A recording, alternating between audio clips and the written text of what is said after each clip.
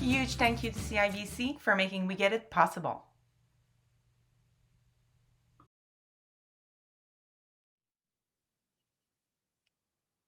Hello, everyone. Karine here, Program Director with Young Adult Cancer Canada. Welcome to a new episode of We Get It. We Get It comes on every Monday, YouTube, Facebook Live, and podcast. You can find us on our podcast, so we'll put the information out. Thank you for being here today. Today, I have with me a returning guest. So I'm with Jay, a community member of YAC. We had this chat that was amazing, where most of it was spent talking about his cancer experience. So recently diagnosed with colon cancer at 36 years old, Jay shared with us some of how it was and the connection now that he has with YAC.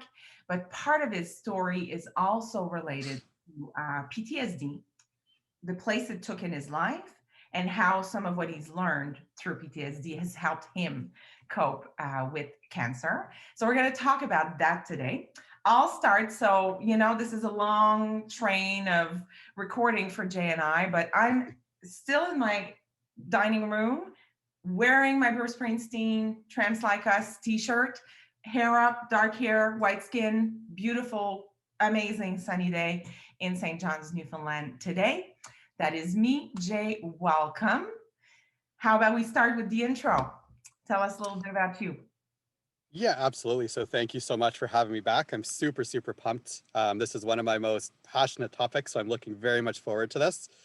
So again, my name is Jay. I'm a 36-year-old Caucasian male, fair skin, short little buzz cut, and some scruff.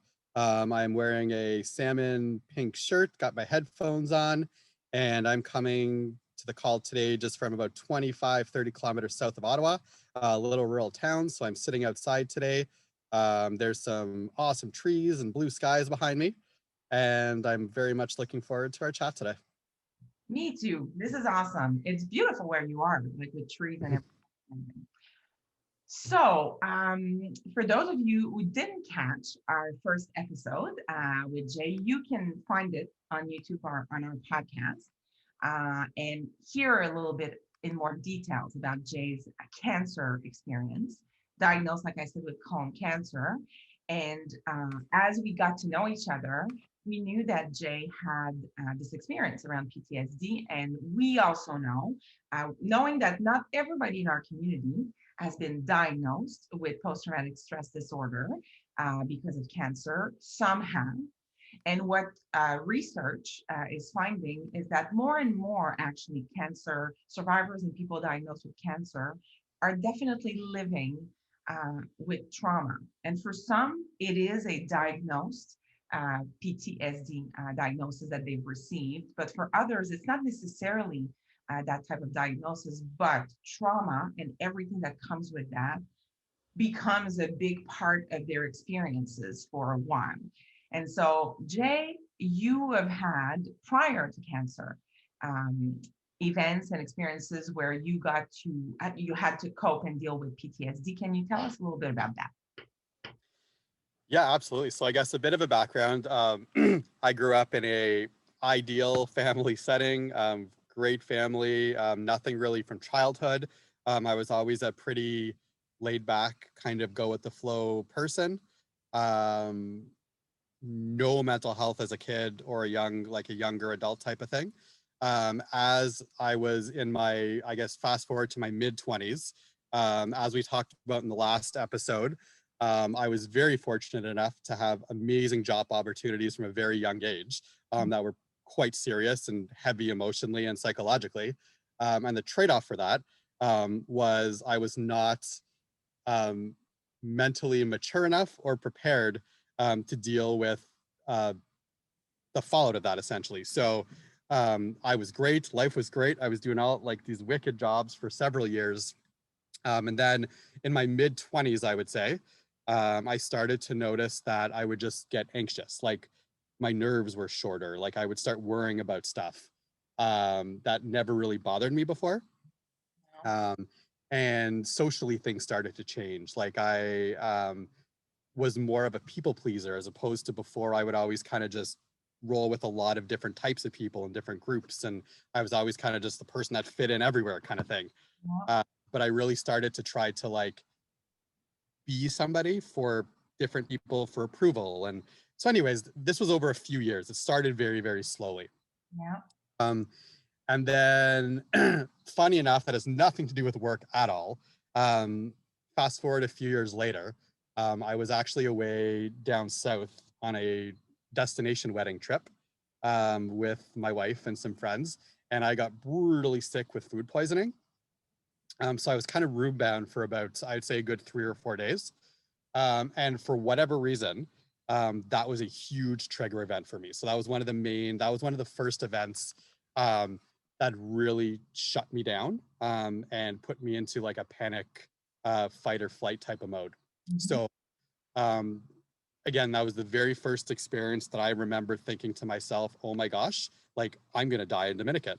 Like what's happening to me, right? And I literally sat in my room under the covers watching some foreign channel because I was just in a daze for probably 2 days and just terrified. And all I could think of is what's going to happen? Am I going to make it home? Oh my gosh. And that kind of started this whirlwind where luckily it was on the second half of the trip. So unfortunately, all I could think about was counting down the days to get on the plane and just get home. Oh, Like I wanted nothing more than to just the vacation to stop, pack all my crap up, and just get back to Ottawa and be around my family, be home, be safe. So that was very much that first feeling of unsafe panic. mhm. That really kind of was ingrained in me. Now, that kind of come home, obviously, it was food poisoning that went away. Um, go a few months down the road, and I was at work. It was a very, very normal day.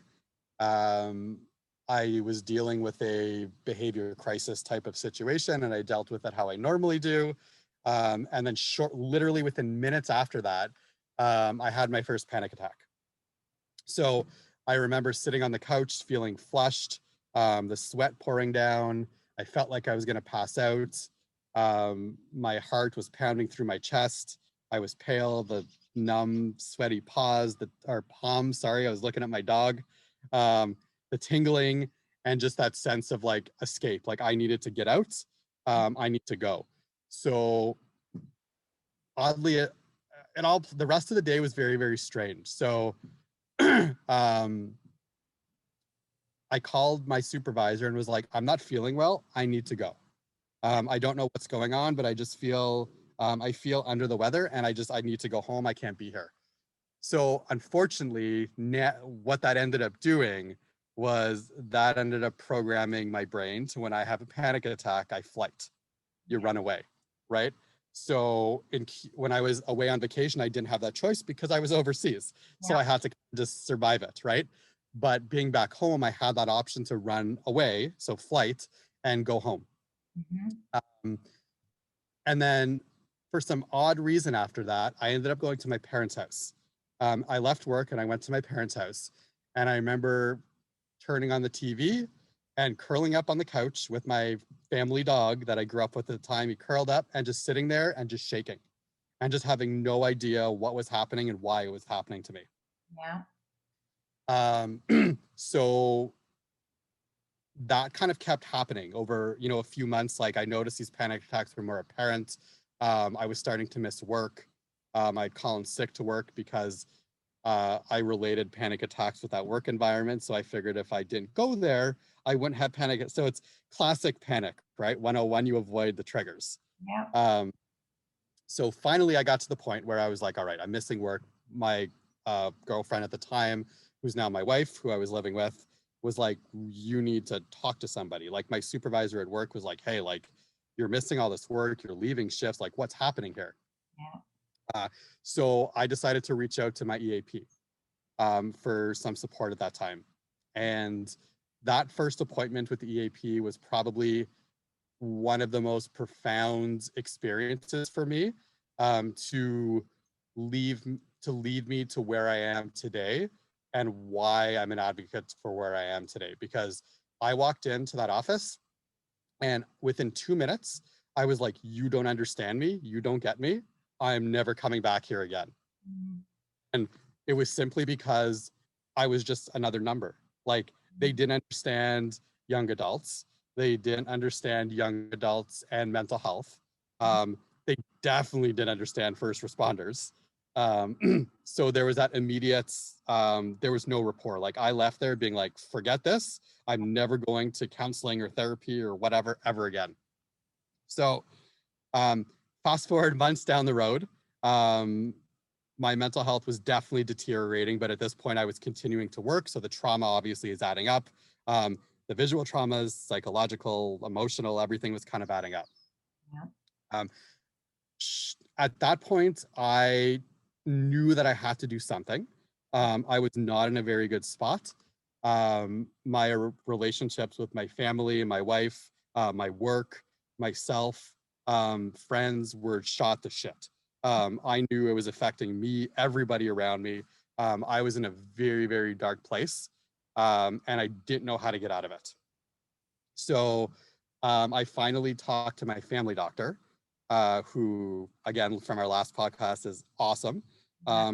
She knew right away that I needed some help. So we had made a decision to start medication, just because of how long it was going on. And I needed to get to a kind of a balanced spot to be able to move forward. So I was very, very adverse to that at first. But I knew I needed something to just slow and calm everything down so I can get my head on straight to like come up with a proper game plan. Mhm.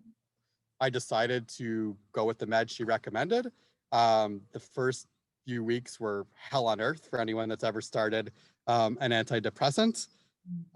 Everything got way worse, and I got a whole bunch of side effects in the first few weeks. I almost stopped.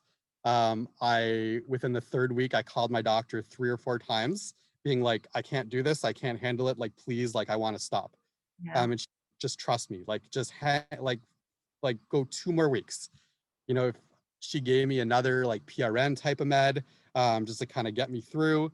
And I remember distinctly waking up one day during week 6 and feeling normal. Mm. Waking up and not feeling anxious, and not feeling like my chest was tight, and feeling kind of just like, oh, what's this feeling? Because it was so long that I felt that, and I was exhausted because my body was just in overdrive for months, right? So I was wiped. Um, so I was like, okay, maybe my doctor has something here. So Mm. from at that point, I was able to think a little bit more rationally, and my doctor had reached out and suggested another counselor, who I went to see. And again, terrible experience. I said, forget that. This is not happening. You don't get me. I'm never coming back to see you. So the whole counseling thing was not really 0 for 2 in my book. So it really wasn't looking too good for me. No. A really close family friend, actually, that we had gotten a little closer with, because at this time we moved out from Ottawa to a rural community where we're living now. And I had met through, at this time, I was already hired on the fire department. This was over months and months and months. So um, I made a really close friend through there, which is one of my captains at the time, who was all about mental health. We had tons of conversations about how like we don't have enough support and there's no peer support programs and what, like this, that, and the other. Um, so his wife actually used to be a police officer in the city of Ottawa. So she had left because of PTSD. So when we got to know each other a little bit, we obviously had that instant connection. And she had given me the name of the psychiatrist that she works with. Okay. The psychiatrist takes nobody. Like, she's so busy. She only works with first responders. So my friend reached out to her and was like, hey, listen, I have this friend, like, you have to see him, kind of thing. So luckily she agreed. That was 4 years ago, almost 5 actually now. And she is one of my quote unquote saviors. We connected right away. The first time we talked, she dropped a couple F-bombs and swore a couple times within like the first 5 minutes of our conversation. And I was like, yes, you're it. You get it, right? You Yeah. get it. So I slowly got to know her and ended up learning that she was an ex-police officer as well. that ended up leaving because of mental health issues, and she actually had cancer, which I only found out about a few months ago when I told her about my diagnosis. Yeah. She doesn't normally share that, but she did. I'll get into that shortly. But I went from seeing her 3 times a week for several months to get me to a point of coping with, different tools and strategies and digging into kind of the underlying issues. To now I see her like once a month. Like I'm on kind of maintenance with her right now. A little bit more since the diagnosis, but really that was huge. And she was the one that forced me to go try yoga. And again, that was a several month process. I tried it. I went in. I didn't like it. I remember specifically sitting at home one night. My wife was at work, and I was in a really, really dark place again. And something in my mind just said, "Fuck it, get off the couch, go do something." So I went online. I looked at the schedule at our local yoga studio, like in the closest town to us, and I went to the class that night. And little did I know it was yin. So anyone that knows yin yoga, it's very slow, long hold, and it's meant to challenge you mentally. So probably not the best first style to like expose yourself to.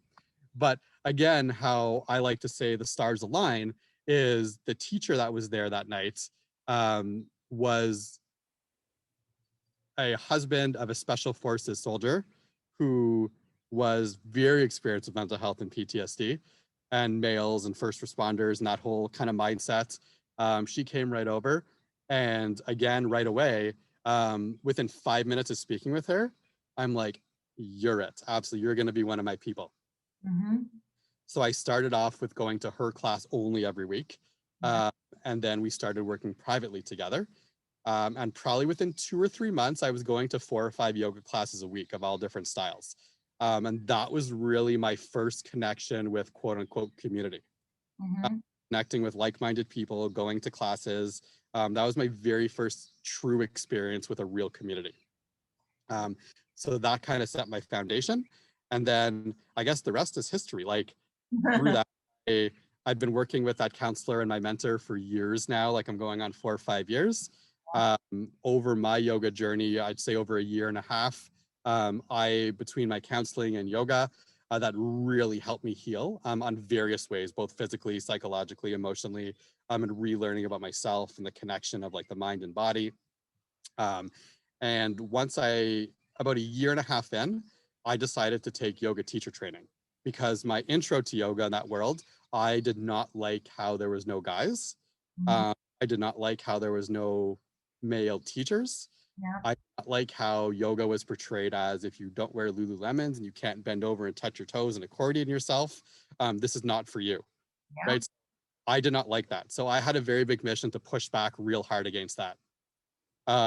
Because I knew how much it could help and how many of my coworkers and friends and colleagues and all those people that just like, no, I'm not doing yoga, or I'm not meditating, or I'm not seeing a counselor just because it's not the thing to do. Mm-hmm. I now learned and experienced how powerful those were. So I wanted to kind of share that with people.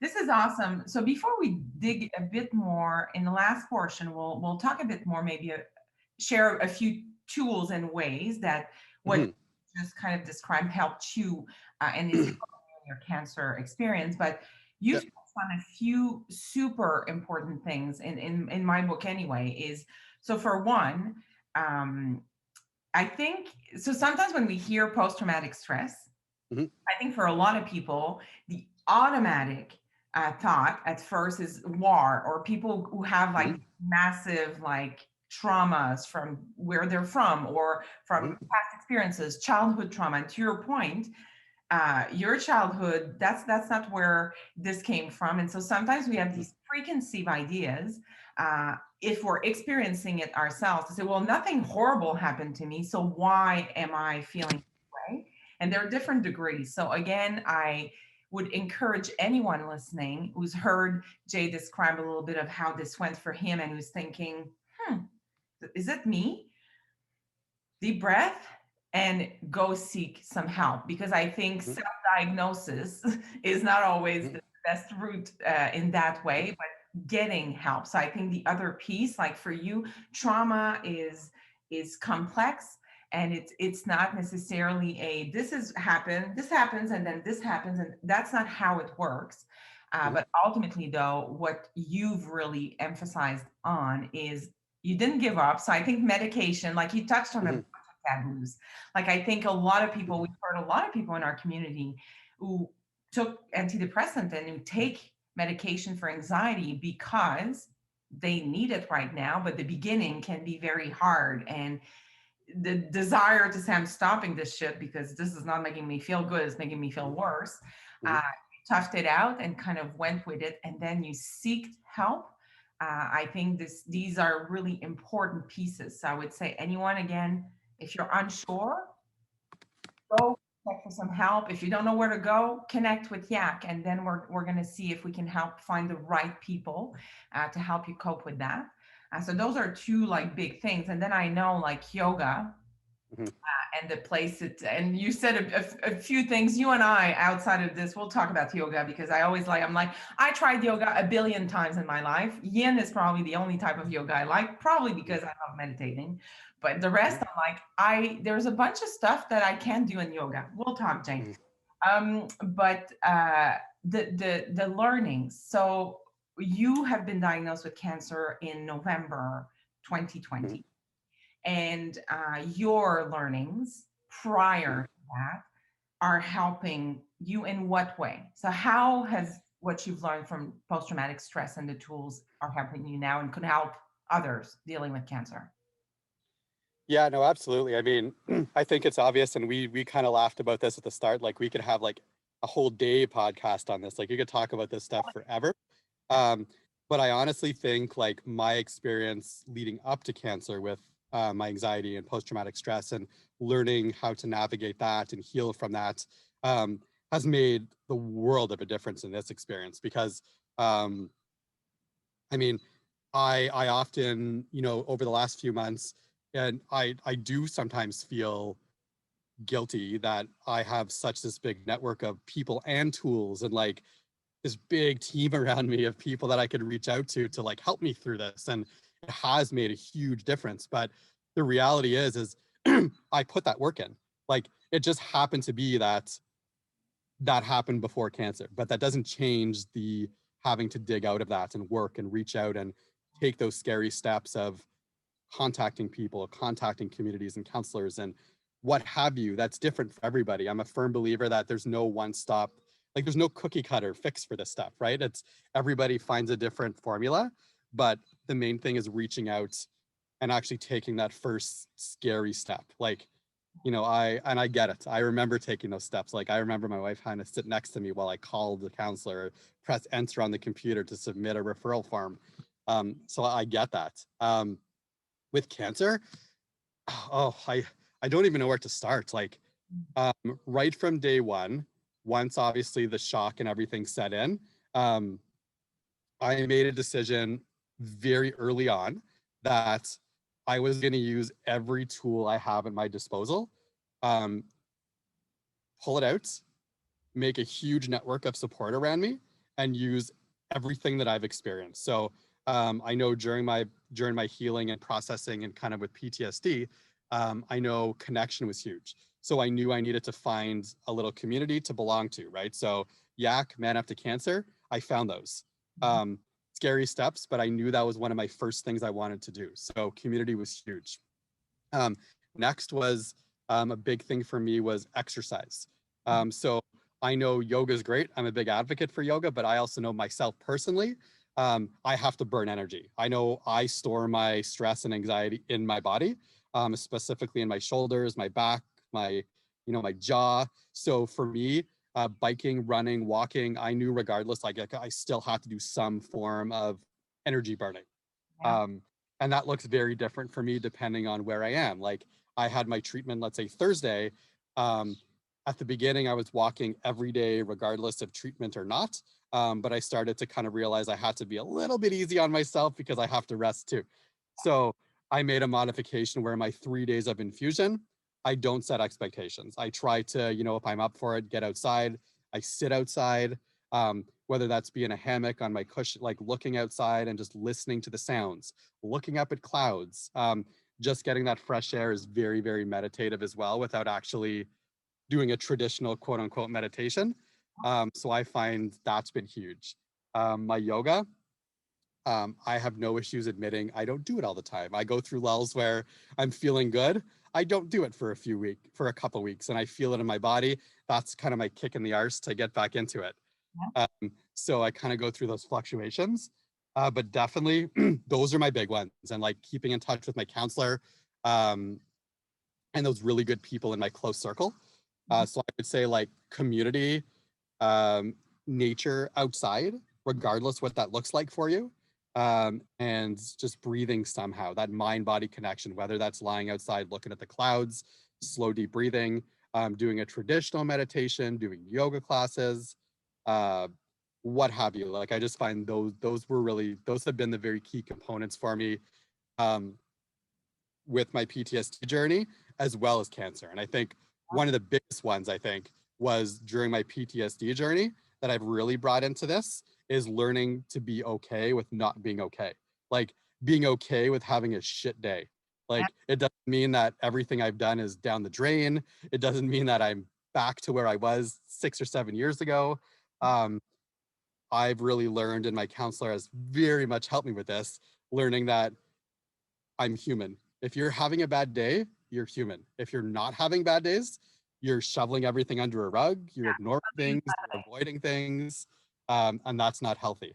So that's one of the big ones that I've learned as well. So those have been my key. I know those we could talk about each one of those topics, um, but those have been my key for sure. Yeah, no, it's great, Jay. And I think again, in intertwining the story, there are a few pieces that could be helpful if you're kind of listening, feeling a bit lost. It's not that, like you said, it's not cookie cutter where this is exactly what you need to do, and then if you do this, you're going to be fine. It's just more to find what is your thing, to explore, and sometimes, yes, go seek help. Like I think in your story, the super high peak of the stress and anxiety, you asked for help, because I think in those moments it is really fucking hard, and we hear it in our community all the time, to sit and meditate when you're having a panic attack. This is not some, if you have Yeah. someone by you who's having, don't tell them to relax, breathe. That's not going to help in that moment. Yeah. I think when you're going through crisis, you need help Mhm. sometimes, and that's Well, okay. I think one of the biggest things that I learned as well, that my mentor that I still talk with, and we actually work together now with first responders, and she actually got me like teaching with her. Like she recruited me because of my path and how I've like, to share that with other people. And I think one of the biggest things that I'd like to get across to people, um, whether it be mental health, cancer, what have you, is you're gonna have tools, but they're not always gonna work. Like I'm a big proponent of like some days it's just a bullshit day and you just have to shut down and watch Netflix all day or turn your phone off and just be angry. Like that's okay. The key is not getting stuck in that place, right? It's allowing yourself that time to do it, but then move forward. Um, and realizing that like it's okay when your tools don't work, right? My mentor, she laid it out really, really clearly for me very early on, and it stuck with me for a long time. It's the whole point of having like a meditation practice or exercise or whatever is you do it when things are actually good. So then when things are shitty, it's a little easier to implement, right? Like implementing stuff when you're in crisis is not the right time to implement stuff. That's not when you're going to be successful. No, no. To actually practice all those tools, as counterintuitive as it might be, is you'll use those toolbox things when you're actually in a very good spot. So when shit kind of hits the fan, like I like to say, Mhm. it's a lot easier to go pluck out the tools to try to use them to kind of ground yourself back out. Absolutely, like I always remember. So I started meditating. I did the mindfulness based stress reduction kind of Mhm. weeks, and I learned how to meditate. So I used to tell everyone at Yak retreats to meditate. I didn't really practice this in my life. And about, I don't know, maybe 8, 9 years ago, however long, it's not important.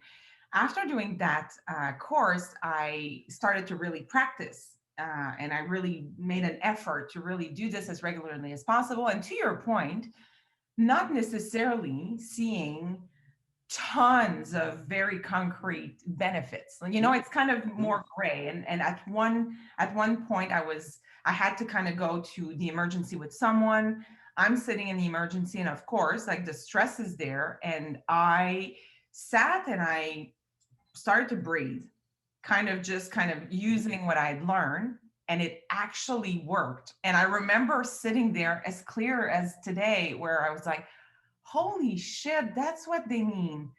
This is how, Mhm. because I had been practicing for months where nothing was really happening in my life. And at a time where I really needed it, it actually helped. It didn't mean that I felt no stress whatsoever. It just grounded me back down Mhm. where I needed to be. And you're absolutely right. I think it's to find ways to practice what works and what helps, so that when you are in a crisis mode, you can try things out and not beat yourself up if it's not Mhm. actually working the way you want.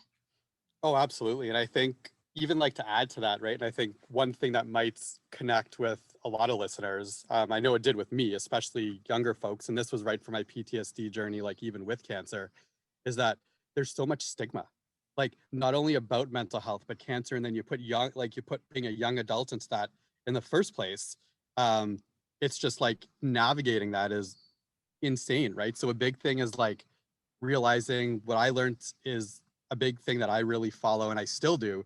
And I think a lot of people that I see on the page follow, that's awesome to see, is like do your own thing. Like there's a lot of suggestions and opinions. And, you know, like I know I had my family like, oh, don't do this, do that. Or I heard this works, I heard that works. And, you know, everyone's trying to help. But even with like, for example, my cancer journey, one of my big tools is I'm using a whole bunch of like alternative medicine as well. So I have a naturopath that, knock on wood, and luckily for me, knows my oncologist. So they actually talk all the time, which is great. Um, you know, I'm using like massage, acupuncture, reflexology. Like I went into it being like, I'm using everything I learned during my mental health journey, and I don't care what anybody says. Like my first appointment with my oncologist was, all right, just so you know, I am gonna respect what you say. I love like I'm gonna 100% use what you're suggesting, but I'm also doing A, B, C, and D, and I don't care what you say. I'm doing it. And Yeah. right away, it's kind of like, all right, I support all that. It's all good, but I'd appreciate your openness, right? Yeah. Um, so it's kind of owning that and not going with the norm either, right? Because like my problem even now is I don't look like a young adult that has PTSD. I don't look like I don't look like someone that has cancer, right? So like when you tell that to people, you start getting all these like, are you fucking kidding me? Like, what do you mean? What's going on, right? So it's like right from that, even the hospital, they're amazing. I love my team there, but you even get that sometimes like people forget just because you're not old and you don't look like you're sick or you're fighting a disease or whatever. They forget sometimes. So I think like I'm very open about that. Like I remind people, and I do that in like an advocacy kind of way, where it's like, hey, like, yeah, I'm young, I look healthy, I am for the most part, but like I'm going through this shitty thing right now, so don't forget that, please, right? Um, and I use that very much with my mental health battle, with my, you know, my journey through PTSD as well, is especially with family and friends more early on when things were more difficult and I was avoiding things and not really like, you know, I was still kind of balance out, is telling people like, hey, I look okay, but don't forget, like, I have this going on and like that sucks. So you got to give me some slack here. And if you can't handle that, you're not the right people around me right now. So, you know, I did cut a lot of people off during my mental health journey. And when I got diagnosed, I did a little, I guess, thinning out of the herd, as I like to say it again, too. Yeah. Uh, but it's really helped. So I think stigma is a really tough thing for young adults too. But that's why I think the community and like advocating for yourself and kind of going to the beat of your own drum is so important too, because you know it almost makes those medical folks remember that you're there and you are a young adult and you do have different like concerns and needs.